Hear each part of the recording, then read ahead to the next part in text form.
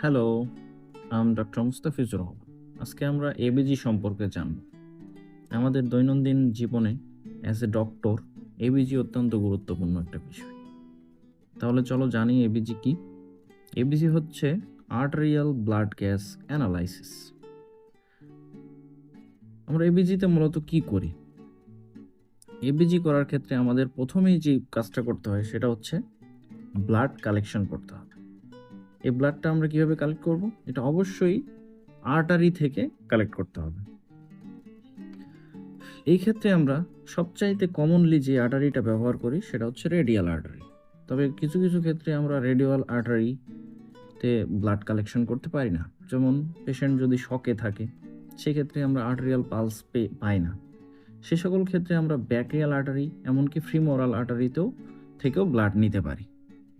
তারপরে আমাদের এই ব্লাডটা অ্যানালাইসিসের জন্য পাঠাইতে হবে।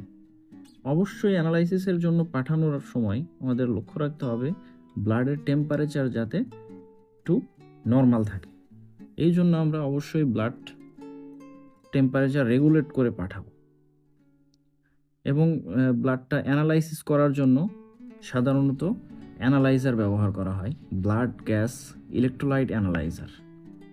সেখান থেকে আমরা সেই ব্লাডের pH, partial pressure of carbon dioxide, partial pressure of oxygen, এছাড়াও electrolytes and most importantly bicarbonate এর প্যারামিটারগুলো জানতে পারি।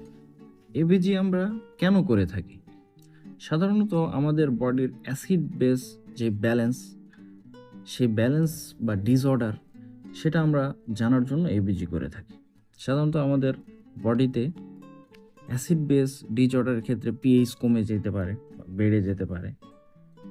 সেই পিএইচ কমা বাড়ার ক্ষেত্রে বাইকার্বনেট এবং partial pressure of carbon dioxide অত্যন্ত গুরুত্বপূর্ণ ভূমিকা পালন করে। সেক্ষেত্রে আমরা মেটাবলিক অ্যাসিডোসিস বা মেটাবলিক অ্যালকালোসিস, রেসপিরেটরি অ্যাসিডোসিস বা রেসপিরেটরি অ্যালকালোসিস স্টেট ডায়াগনোসিসের জন্য আমরা এবিজি করে থাকি। যেমন আমরা এই চার্টে দেখতে পাচ্ছি, এখানে আমাদের অ্যাসিড বেস ডিসঅর্ডারের কিছু ইনফরমেশন দেওয়া আছে।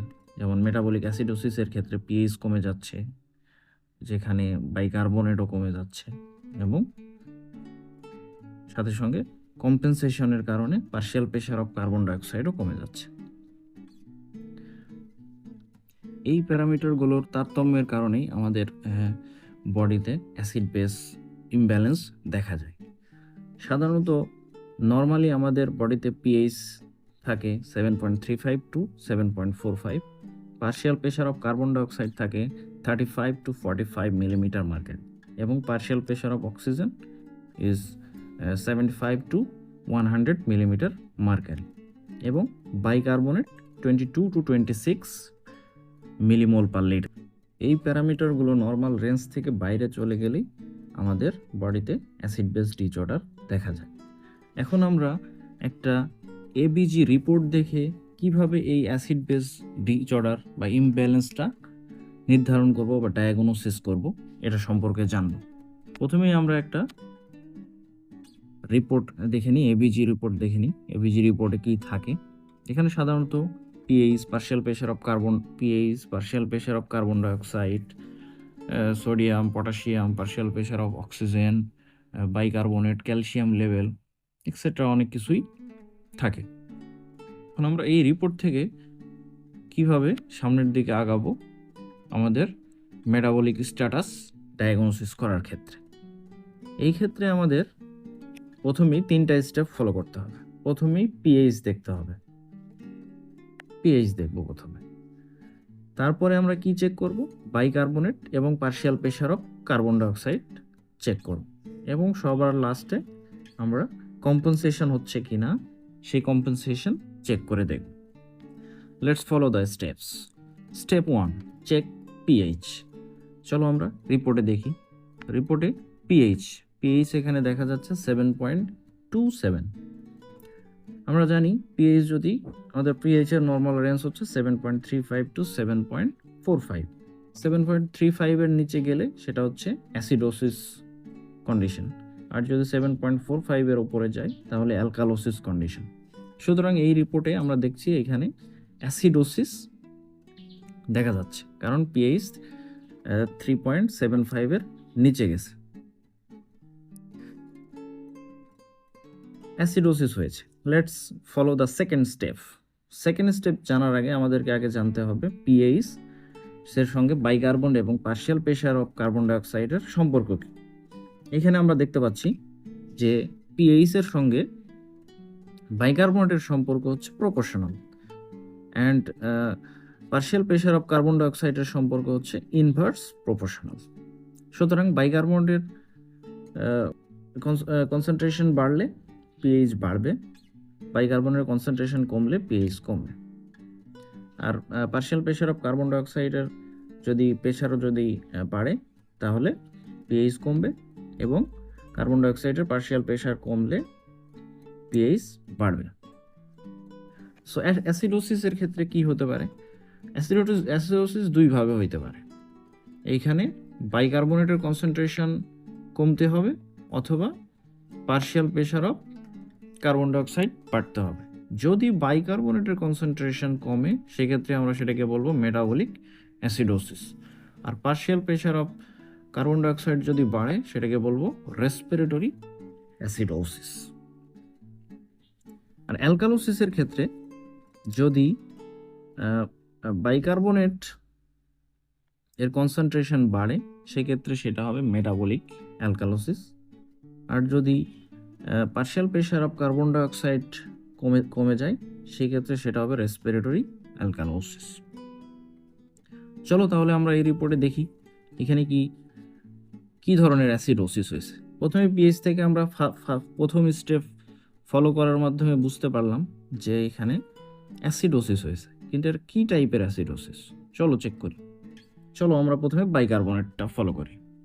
যে বাইকার্বনেট 10.6, মানে এইখানে বাইকার্বনেট কমেছে, এবং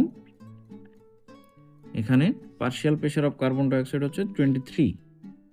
সুতরাং পার্শিয়াল প্রেশার অফ কার্বন ডাইঅক্সাইডও কমেছে, দুইটাই কমেছে, পার্শিয়াল প্রেশার অফ কার্বন ডাইঅক্সাইডও কমেছে, বাইকার্বনেটের কনসেন্ট্রেশনও কমেছে। আমরা কি জানি এখানে অ্যাসিডোসিক কন্ডিশন, সুতরাং পিএইচ কম। পিএইচ কমার জন্য কি হইতে হবে? বাইকার্বনেটকে কমতে হবে অথবা পার্শিয়াল প্রেশার অফ কার্বন ডাইঅক্সাইডকে বাড়তে হবে। কিন্তু এখানে কি হয়েছে? বাইকার্বনেট ঠিকই কমছে কিন্তু partial pressure of carbon dioxide বাড়েনি। সুতরাং পার্শিয়াল প্রেশার অফ কার্বন ডাইঅক্সাইডের সঙ্গে পিএইচের এখানে রিলেশন তেমন নেই। এখানে মূলত পিএইচটা কমেছে বাইকার্বনেটের কনসেন্ট্রেশন কমার কারণে। বাইকার্বনেটের কনসেন্ট্রেশন কমার কারণে যদি অ্যাসিডোসিস হয় সেটাকে আমরা বলি মেটাবলিক অ্যাসিডোসিস। সুতরাং এইখানে এই রিপোর্ট থেকে আমরা বুঝতে পারতেছি এখানে যে অ্যাসিডোসিসটা হয়েছে এটা মূলত মেটাবলিক অ্যাসিডোসিস, রেসপিরেটরি অ্যাসিডোসিস নয়, কারণ এখানে partial pressure of carbon dioxide বাড়েনি, বরং partial pressure of carbon dioxide কমে গেছে।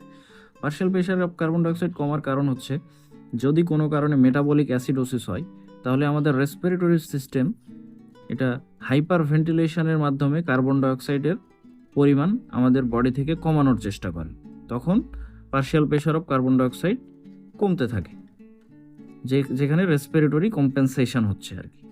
এই জন্য partial pressure of carbon dioxide এখানে কমেছে। এখন আমরা জানি চলো এখানে আসলেই কম্পেনসেশন হয়েছে কিনা। এই জন্য আমাদের কম্পেনসেশন দেখতে হবে। কম্পেনসেশন দেখার ক্ষেত্রে আমরা কি করব? যদি মেটাবলিক অ্যাসিডোসিস হয় তাহলে আমাদের এই ইকুয়েশনটা ব্যবহার করতে হবে। Partial pressure of carbon dioxide is equals to 1.5 into bicarbonate concentration plus 8, and এটা হচ্ছে +-2 এর ভিতরে থাকতে হবে। মেটাবলিক অ্যালকালোসিসের ক্ষেত্রে partial pressure of carbon dioxide is equals to 0.7 into bicarbonate concentration +20। এই ভ্যালুর +-5 এর মধ্যে থাকতে হবে। যেহেতু আমরা এই রিপোর্টে পেয়েছি মেটাবলিক অ্যাসিডোসিস, সুতরাং আমরা মেটাবলিক অ্যাসিডোসিসের ক্ষেত্রে partial pressure of carbon dioxide কত হইতে পারে এখানে আমরা বাইকার্বনেটের কনসেন্ট্রেশন ব্যবহার করে পেয়েছি 23 +-2। সুতরাং যদি 21 to 25 এর মধ্যে থাকে partial pressure of carbon dioxide, তাহলে এখানে রেসপিরেটরি কম্পেনসেশন হয়েছে। চলো আমরা দেখি এখানে partial pressure of carbon dioxide কত আছে। এখানে partial pressure of carbon dioxide আছে 23, যেটা এই রেঞ্জের ভেতরেই আছে, এই রেঞ্জের ভেতরেই আছে। 21 to 25 এর মধ্যেই 23 আছে। সুতরাং এখানে রেসপিরেটরি কম্পেনসেশন হয়েছে। বাট কম্পেনসেশন হওয়ার পরেও এখানে আমাদের পিএইচ এর ভ্যালু নর্মাল হয়নি, পিএইচ এটা নর্মাল রেঞ্জের মধ্যে নেই। যদি কম্পেনসেশনের ফলে পিএইচ নর্মাল রেঞ্জের মধ্যে না থাকে, তাহলে এটাকে আমাদের বলতে হবে পার্শিয়ালি কম্পেনসেটেড, ওয়েল কম্পেনসেটেড নয়। কারণ কম্পেনসেশন যদি ভালো হয় সেই ক্ষেত্রে পিএইচ নর্মাল রেঞ্জের মধ্যে চলে আসবে কম্পেনসেশনের ফলে। যেহেতু এখানে নর্মাল রেঞ্জের মধ্যে আসেনি, সুতরাং আমরা এটাকে বলবো partially compensated metabolic acidosis with respiratory compensation. তোমরা কি বুঝতে পেরেছো? যদি এটা পিএইচ নর্মাল রেঞ্জের মধ্যে থাকতো, তাহলে আমরা এটাকে বলতে পারতাম compensated metabolic acidosis with respiratory compensation. তবে তোমরা যদি রেসপিরেটরি অ্যাসিডোসিস অথবা অ্যালকালোসিসের কম্পেনসেশন জানতে চাও, তাহলে আমাদেরকে কমেন্ট বক্সে জানাবে। আমরা পরবর্তী ভিডিও এটা বানানোর চেষ্টা করব রেসপিরেটরি কম্পেনসেশন নিয়ে।